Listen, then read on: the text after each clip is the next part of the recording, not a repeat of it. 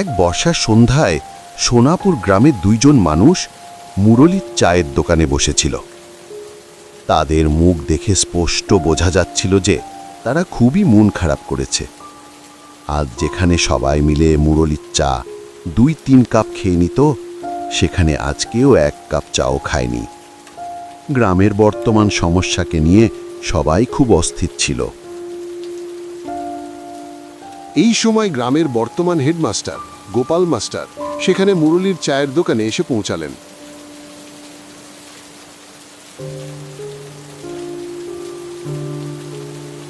আরে ধীরজ, সুরেশ, তোমরা এখানে এত মন খারাপ করে কেন বসে আছো? আমি তো এই গ্রামে এসেছি বহুদিন হয়ে গেল, কিন্তু কখনো তোমাদের এত চিন্তিত দেখিনি। সবসময় হাসতে খেলতে আনন্দ করতে দেখেছি, কিন্তু আজ হঠাৎ কি হলো? আসুন মাস্টার মশাই, বসুন, আপনার চা তৈরি আছে। মাস্টার মশাই, আমি জানতাম আপনি একটু পরেই এখানে এসে যাবেন। হ্যাঁ হ্যাঁ মুরলী, আজ আমাকে তোমার সেই আদা দেওয়া চা খাওয়াও, ঠিক আছে? অনেকক্ষণ ধরে মাথা ব্যথা করছে। আর হ্যাঁ, তোমরা তো বললে না কি হয়েছে, এত মন খারাপ করে বসে আছো কেন? আসলে কি জানেন মাস্টার মশাই, আজ আমাদের সবার মন খুবই খারাপ। কেন, কি হয়েছে? এত সুন্দর গ্রামের মানুষের সঙ্গে মিশে গেলে তো সকলেরই মন ভালো হয়ে যায়, কিন্তু সেই মানুষগুলোর আজ হঠাৎ কি হলো? আপনি তো জানেনই মাস্টার মশাই, আমাদের গ্রামে কোনো হাসপাতাল ছিল না। কেউ অসুস্থ হলে তাকে 2টা গ্রাম পার হয়ে মাইল দূরে যেতে হতো। হাসপাতালে পৌঁছানোর আগেই কতজন মারা গেছে। সেই কারণেই আমরা সকলে মিলে আমাদের টাকা বাঁচিয়ে এই গ্রামে একটা হাসপাতাল বানিয়েছি। কিন্তু কিন্তু কিন্তু কি? আমাদের সব সঞ্চয় শেষ হয়ে গেছে। হাসপাতাল তো তৈরি হয়েছে, কিন্তু খাট বিছানা কেনা বাকি রয়ে গেছে। আমাদের কাছে তো আর কোনো টাকা নেই। এখন কি হবে? ও তাই নাকি? আমার কাছে কিছু টাকা ছিল, কিন্তু সেগুলো তো আমার মেয়ের বিয়েতে খরচ হয়ে গেছে। তবে হ্যাঁ, ইচ্ছাপুর গ্রামে আমার একটা পৈতৃক জমি আছে। যদি সেটা বিক্রি করি তাহলে যে টাকা আসবে, আশা করি তাতে হাসপাতালের খাট বিছানা কেনা হয়ে যাবে। কি বলো তোমরা? এই আপনি কি বলছেন মাস্টার মশাই? আপনি কি আপনার পৈতৃক জমি বিক্রি করে দেবেন? আমার তো আর মাত্র 1 বছরের চাকরি বাকি আছে। আমি তো ঠিক করে ফেলেছি, এখানে যে ভালোবাসা পাচ্ছি, জীবনের বাকি সময় আমি তোমাদের সঙ্গে কাটাবো। রাখবে না নাকি আমাকে? তাছাড়া এটা তো খুবই পুণ্যের কাজ। ভগবান এমন সুযোগ বারবার দেন না। ধীরজ, সুরেশ আর মুরলীর চোখে যেন জল এসে গেল। 3 জনই হাত জোড় করে গোপাল মাস্টারকে ধন্যবাদ জানালো। আরে আরে, এটা কি করছো তোমরা? আচ্ছা শোনো, আমরা কালই বেরিয়ে যাব। অনেক দিন ধরে কিছু লোক আমার সেই জমিটা কিনতে চাইছে। দেখি এবার যদি কথা হয় তবে তাদের কাছে বিক্রি করে দেব। পরের দিন সকালে গোপাল, ধীরজ আর সুরেশ ইচ্ছাপুর গ্রামের উদ্দেশ্যে রওনা দিল।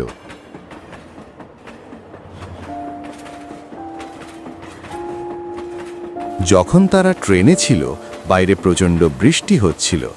আকাশ কালো মেঘে ঢাকা ছিল, আর বাতাসও খুব জোরে বইছিল। এই বৃষ্টি তো থামার নামই নিচ্ছে না। আমিও তো সেই ভাবনাই করছি, এত বৃষ্টির মধ্যে যাব কিভাবে?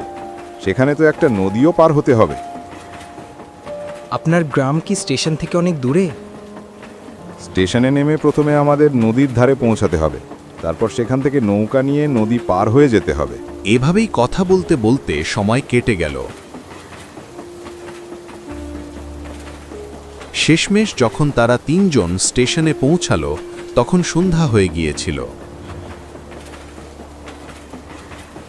নিঃশব্দ স্টেশনে শুধু তারা 3 জনই নেমেছিল। এখন তো বৃষ্টি একটু থেমেছে, চলো দেখি তাড়াতাড়ি নৌকা ঘাটে পৌঁছাতে পারি কিনা। তারা 3 জন স্টেশন থেকে বাইরে বেরিয়ে এলো। আশেপাশে কোনো মানুষ দেখা যাচ্ছিল না। বৃষ্টির কারণে রাতের অন্ধকার অন্য দিনের তুলনায় অনেক গভীর। ঘন কালো অন্ধকার যেন চারদিকে এক রহস্যময় পরিবেশ তৈরি করেছিল। তারা স্টেশনের পাশে এক বটগাছের নিচে এসে থামল। এখানেই তো সাধারণত রিক্সা পাওয়া যেত, কিন্তু আজ একটাও রিক্সা দেখা যাচ্ছে না। এত বৃষ্টির রাতে আর কী বা পাওয়া যাবে? কেউ তো কল্পনাও করেনি যে এমন বর্ষার রাতে শেষ ট্রেন থেকে কেউ নামতেও পারে। এখন কি করা যায়? চলো হেঁটেই যাই, আমার তো আর কোনো পথ চোখে পড়ছে না। আবহাওয়াটাও ভালো মনে হচ্ছে না। যদি আবার বৃষ্টি শুরু হয় তাহলে। তারা তিনজন অন্ধকারেই সামনে এগোতে শুরু করল। কিছুক্ষণ হাঁটার পর দূর থেকে একটা ভ্যান আসার শব্দ শোনা গেল।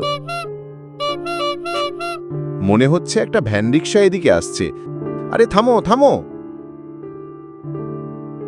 অল্প কিছুক্ষণ পরেই দূর থেকে কাঁচা রাস্তায় একটা ভ্যান আসতে দেখা গেল। গোপাল চালকটিকে দেখেই চিনে ফেলল।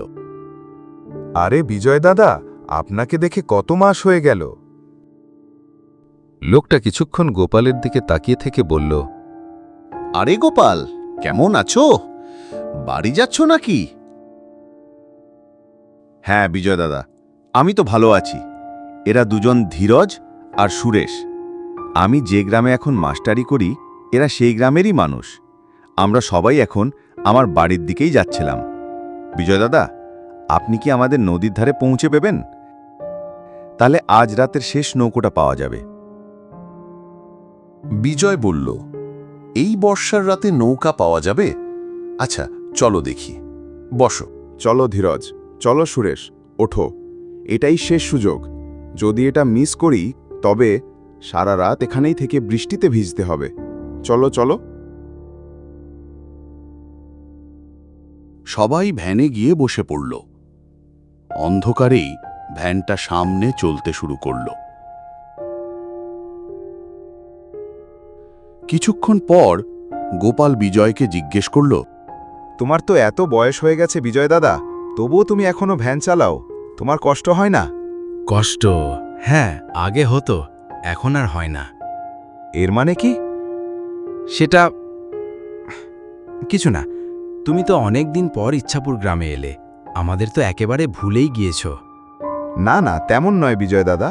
আসলে কাজের কারণে আমি যেখানে থাকি সেখান থেকে আসা যাওয়া করা হয় না। আজও জরুরি কাজে এসেছি। গ্রামের আমার বাবার যে জমিটা আছে সেটাই বিক্রি করতে এসেছি। বিক্রি করবে? কেন, কি হয়েছে? কোনো বিপদ নাকি? হ্যাঁ, বিপদ তো আছে। যে গ্রামে আমি এখন থাকি সেখানে গ্রামের লোকজন মিলে নিজেদের জমানো টাকা দিয়ে একটা হাসপাতাল বানিয়েছে, কিন্তু হাসপাতালের জন্য খাট বিছানা কেনার টাকা আর জোগাড় করতে পারছে না। সেই কারণেই আমি ভেবেছি আমার পৈতৃক জমিটা বিক্রি করে তাদের একটু সাহায্য করব। তাছাড়া জমিটা তো অনেক বছর ধরেই খালি পড়ে আছে। বাহ, কি কথা বলছো গোপাল! তুমি তো সত্যি ইচ্ছাপুর গ্রামের গর্ব। আরে না না, তেমন কিছু নয়। দেখো না, এই ধীরজ, সুরেশ, এরা দুজনেই বা কম কিসে। এভাবেই কথা বলতে বলতে সবাই নদীর ধারে এসে পৌঁছালো। যখন তারা তিনজন নদীর দিকে তাকালো, তখন নদীটা প্রচণ্ড স্রোতে বইছিল।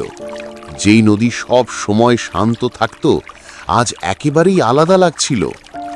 নদীর ধারে কয়েকটা নৌকা বাঁধা ছিল, কিন্তু চালানোর মতো একজন মানুষও দেখা যাচ্ছিল না। যা ভেবেছিলাম তাই হলো। ঘাটে একটাও মাঝি নেই। আসলেই তো, এত রাত হয়ে গেছে, তার উপর আবার বৃষ্টি। এমন সময় কেই বা থাকবে? এখন তো আমরা বড় বিপদে পড়ে গেলাম মাস্টার মশাই। মনে হচ্ছে আজ রাতটা বৃষ্টিতে ভিজেই কাটাতে হবে। এখন কি হবে মাস্টার মশাই? আকাশের অবস্থা দেখেছেন? মনে হচ্ছে আবার বৃষ্টি নামতে চলেছে। আকাশে আবার কালো মেঘ জমতে শুরু করল। নদীর দিক থেকে হালকা হালকা ঠান্ডা বাতাসও বইতে লাগলো। বিজয়ও তাদের সঙ্গে সেখানেই দাঁড়িয়েছিল। যখন তারা তিনজন কথা বলছিল, তখন সে বলল, যদি তোমরা কিছু মনে না করো, আমি একটা কথা বলি। আরে এভাবে কেন বলছেন বিজয় দাদা? বলুন না, কি বলতে চান? মনে হচ্ছে আর একটু পরেই আবার বৃষ্টি নামবে, আর এখন তো ঘাটে কোনো মাঝিও নেই। তার বদলে একটা কাজ করো, ওই যে দেখছো সামনে আমার বাড়ি, সবাই সেখানেই চলো। আজ রাতটা সেখানে কাটিয়ে দিও। হ্যাঁ, ঠিকই বলছেন আপনি। এর আগেও তো কতবার আপনার গাড়িতে স্টেশনে গিয়েছি, আপনাকে বাড়ি থেকে ডেকে নিয়ে যাওয়াই বা কেন নয়? ধীরজ, সুরেশ, আর তো কোনো পথ চোখে পড়ছে না। আজ রাতটা সেখানেই কাটিয়ে নিই। বিজয় দাদা, আজ আমাদের উপর কত বড় উপকার যে করলেন তা কিভাবে বলি। হ্যাঁ, সুরেশ ঠিকই বলেছে। আমরা বিজয় দাদার বাড়িতেই যাই, না হলে এই বর্ষার রাতে বড় বিপলে পড়ে যাব। সবাই মিলে বিজয়ের বাড়ির দিকে এগোতে লাগলো। যেইমাত্র তারা ঘরের ভেতরে ঢুকল, সঙ্গে সঙ্গে এক অদ্ভুত গন্ধ ভেসে এলো। ভেতর থেকে যেন অনেক দিন পর কেউ এই বাড়িটা খুলছে এমনটাই মনে হচ্ছিল। বিজয় দাদা, ঘরের ভেতরে এত গন্ধ কেন? এই মেঝেটাও যেন ভেজা ভেজা লাগছে। আসলে এই বাড়িটা তো অর্ধেক সময়ই বন্ধ পড়ে থাকে। আমি তো ভ্যান নিয়ে বাইরে থাকি, আর জল বোধহয় জানালা দিয়ে ভেতরে ঢুকেছে। ঘরের কোণে একটা ভাঙা খোলা জানালা দিয়ে হালকা আলো আসছিল। বাড়িতে কিছুই তো খাবার নেই। আমি তো তোমাদের জন্য খাবারের ব্যবস্থা করতেই পারিনি। আপনি তার চিন্তা করবেন না। এত খারাপ আবহাওয়ায় রাত কাটানোর জন্য জায়গা পেয়েছি, এর থেকে বেশি আর কি চাই? আপনি না থাকলে আজ রাতটা আমরা কিভাবে কাটাতাম ভগবানই জানেন। আরে এমন কিছু নয়। আচ্ছা, তোমরা শুয়ে পড়ো। আর আপনি কোথায় থাকবেন? আমি বাইরে শুয়ে পড়ব, কোনো অসুবিধে হবে না। কেন, আপনি আমাদের সঙ্গেই শুয়ে পড়ুন না। না না, আমার কোনো অসুবিধা হবে না। এ কথা বলে বিজয় বাইরে চলে গেল, আর তারা তিনজন মাটিতে চাটাই পেতে শুয়ে পড়ল।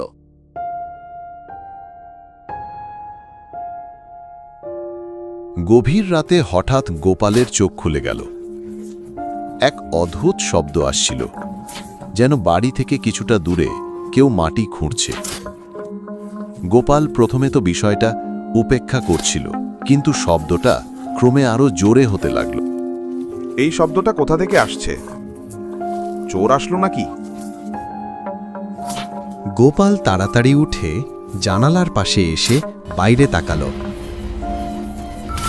বিজয় দাদা বাড়ি থেকে একটু দূরে গাছের নিচে মাটি খুঁড়ছিল।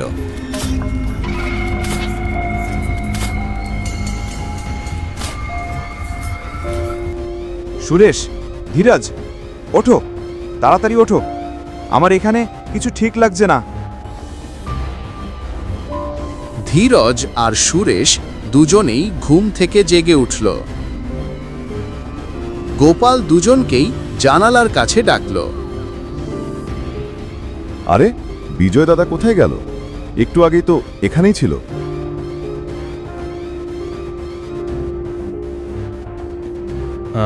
আপনি ঠিক দেখেছিলেন তো মাস্টার মশাই? হ্যাঁ হ্যাঁ, একদমই। চল তো বাইরে গিয়ে দেখি।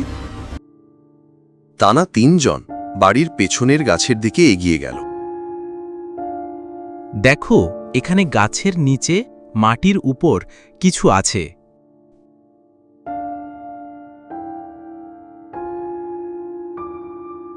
মনে হচ্ছে আমি বিজয় দাদাকে এখানেই দেখেছিলাম। মনে হচ্ছে যেন উনি চাইছিলেন আমি ঘুম থেকে উঠে এইটা দেখি। দেখো তো ধীরাজ, ওখানে কি আছে?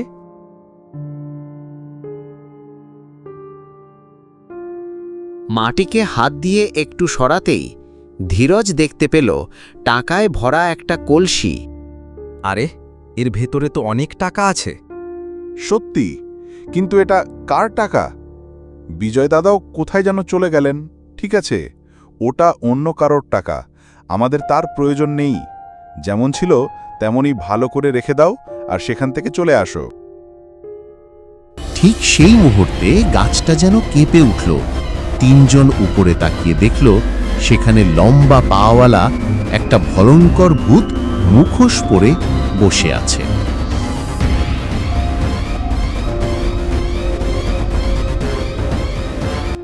ভয় পেও না গোপাল, আমি বিজয়। আমি শুধু দেখতে চেয়েছিলাম তুমি সময়ের সাথে লোভী হয়ে গেছো কিনা। তুমি সত্যি গ্রামের গর্ব গোপাল। চাইলে তুমি সহজেই এই টাকা নিয়ে নিতে পারতে, আর আমি এক বুড়ো মানুষ। তোমাদের তিনজনের সামনে তো টিকতেই পারতাম না, যেখানে তোমার টাকার এত প্রয়োজন, আর এখানে এত টাকা আছে তবুও। কিন্তু আপনি? আমি 1 বছর আগেই মারা গিয়েছি। একদিন আমি আমার ভ্যান নিয়ে ট্রেন লাইন পার হচ্ছিলাম, তখন একটা ট্রেন এসে... থাক, সেই কথা আর না বলি। আমি তো মারা গিয়েছি, কিন্তু আমার জমানো টাকার কারণে আমি মুক্তি পাচ্ছিলাম না। আমি একজন সত্যিকারের মানুষের খোঁজে ছিলাম। আজ আমি তাকে পেয়ে গেছি। তোমাদের সঙ্গে কথা বলেই বুঝেছিলাম তোমরা সৎ মানুষ। আমি শুধু একটু পরীক্ষা নিয়েছিলাম। এই টাকা তোমরা নিয়ে যাও আর হাসপাতালের কাজে লাগাও। তোমার নিজের পৈতৃক জমি বিক্রি করার কোনো প্রয়োজন নেই গোপাল। এখানে যে টাকা আছে তাতেই হাসপাতালের কাজ সম্পূর্ণ হয়ে যাবে। বিজয় দাদা, এখন আমার মুক্তি হবে। তোমরা সবাই ভালো থেকো। এই কথা বলেই বিজয়ের ভয়ঙ্কর মুখটা হাওয়ায় মিলিয়ে গেল। তিনজন শুধু টাকায় ভরা কলসিটার দিকেই তাকিয়ে রইল। বর্ষার সেই রাত, এক ভৌতিক বাড়িতে কাটানো সেই মুহূর্ত তাদের মনে চিরদিনের জন্য গেঁথে রইল।